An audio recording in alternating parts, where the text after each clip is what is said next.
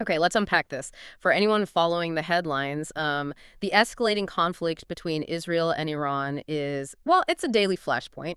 But beneath the surface, there's this really fascinating, complex, strategic chess match playing out. It's, far more intricate than a quick glance suggests. So our mission today is to cut through the noise.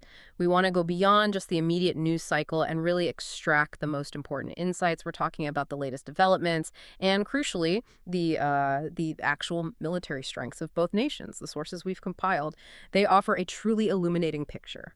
And what's fascinating here is how their capabilities, their respective capabilities, aren't just statistics on a page. They're directly shaping the conflict, influencing, well, pretty much every strategic decision being made. We're going to dive into not just what's happening, but the underlying dynamics, why it's happening this way. Exactly. And we've actually uncovered some genuinely surprising data points, some crucial insights. We think these will give you a fresh perspective on this really rapidly evolving situation quickly and thoroughly. So let's jump right into the recent developments because, wow, things have escalated sharply. We're now into the fifth day, I believe, of extensive air and missile strikes. These started around June 13th. The sources highlight significant daytime attacks on cities like Tel Aviv and Herzliya, and these were matched by pretty immediate Israeli retaliations against Iranian nuclear sites, military infrastructure. This is very much an active, hot conflict. That's right. And a major aspect of Israel's strategy has been this very precise targeting of high-ranking Iranian military leaders.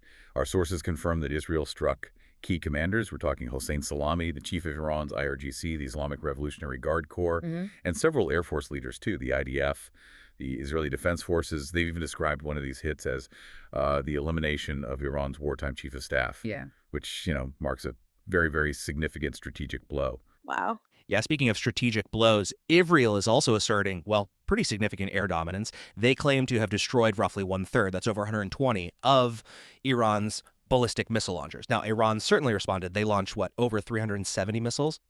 And hundreds of drones, too. What's truly striking here, and you touched on this, is how many of those were intercepted. It resulted in what our sources report as relatively limited casualties on the Israeli side, something like 24 dead and maybe 590 injured. Indeed, yeah. That interception rate really highlights a profound imbalance. We'll explore this more when we compare their capabilities later, because while Iran can, throw hundreds of projectiles, what's genuinely astonishing is Israel's ability to kind of turn that numerical advantage against Iran. Their layered defenses, they aren't just intercepting rockets. They seem designed to inflict a serious resource drain on the attacker. It makes these mass attacks kind of unsustainable over time. It's a key so what of their defense doctrine, really. And on the Iranian side, you mentioned the retaliations. Israeli strikes have also targeted their nuclear infrastructure, places like the Natanz enrichment plant, the state broadcaster, key centrifuge halls.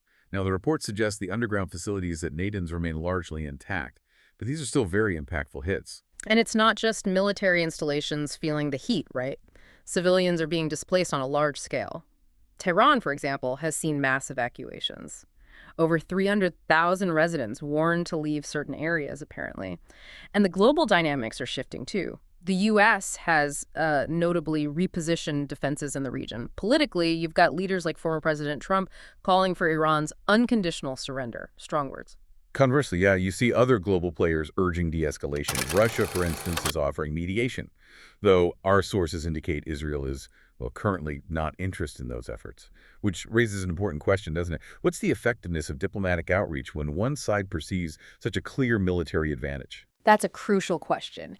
And it immediately begs another, okay, how do these two nations truly stack up militarily? And that's where a deep dive into their arsenals becomes incredibly revealing. When you look at just the raw numbers, Iran definitely brings numerical supremacy to the table. Population around 88 million versus Israel's 9 million. Active personnel, something like 610,000 for Iran, significantly more than Israel's 170,000. And then you add reserves, paramilitary forces. Iran also outnumbers Israel substantially there, plus that vast ballistic missile stockpile. Estimates are around 750 to 1,000 missiles in total. Right. And this is key if we connect it to the bigger picture. While Iran boasts those numbers, that large ground force, Israel has a clear technological and tactical edge. Their Air Force aircraft numbers are actually slightly higher, around 612 compared to Iran's 551. But the qualitative difference is immense. Israel operates cutting-edge aircraft, like the F-35I, right? Their customized version of the stealth F-35. It's designed specifically for these deep penetration missions. And then there's the sophisticated missile defense systems we talked about. Iron Dome for short-range stuff. Arrow 3 intercepts ballistic missiles way up, even in space. Plus, their annual defense budget is significantly higher. You're looking at maybe 24 to 30 billion for Israel compared to Iran's 10 to 15 billion. Big difference. So Iran's military, while large, is often described as, well, aging and definitely hit hard by sanctions, while Israel is consistently deploying cutting-edge technology. And let's not forget the nuclear and cyber dimensions either. This is important. Iran is engaged in near-weapons-grade enrichment. That means enriching uranium to levels often cited as 60%, which is much closer to what's needed for a weapon. It really shortens any potential breakout time. This is way different from the 3–5% needed for civilian power plants. And they've also conducted cyber attacks on Israel. Oh, absolutely. And conversely, Israel is widely assumed to have its own nuclear arsenal, though they don't officially confirm it, and they conduct their own sophisticated cyber campaigns against Iran. It's truly, as you said, a multi-dimensional conflict. One really notable insight from the data is how these asymmetric capabilities translate directly into what we've seen recently. Despite Iran's huge missile barrages, the actual damage caused was pretty limited. Why? Because of Israel's defensive resilience. This clearly highlights Israel's qualitative edge, that technological advantage. Furthermore, those recent Israeli strikes, they specifically targeted and diminished Iranian strategic assets. Things like those missile launchers we mentioned, key nuclear infrastructure. This significantly limits Iran's ability to respond as effectively next time. Okay, so to sort of bring it all together then, this round of conflict really marks a sharp escalation, a definite shift. Israel has struck deep into Iranian military and nuclear sites. They've targeted top commanders, and they're asserting air superiority. Iran's retaliatory missile and drone attacks, while, yes, numerous, seem to have been costly for them and largely ineffective against Israel's really formidable defenses. Yeah, if we just reiterate the significant points from that military comparison, Israel maintains a pronounced technological and tactical superiority. It's especially evident in its defensive resilience against Iran's numerical strength. And the recent Israeli strikes have strategically diminished key Iranian assets, directly impacting their capacity for effective retaliation going forward.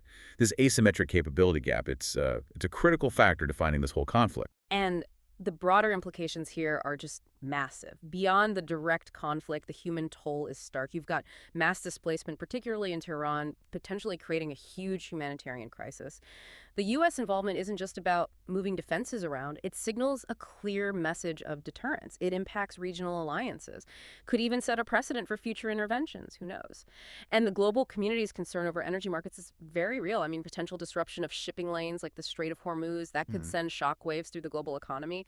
We're seeing these differing international responses, too. Russia offering mediation, Trump calling for unconditional surrender. It's a very, very complex diplomatic landscape layered right on top of intense military action. Which really raises an important question, something for you, listener, to consider.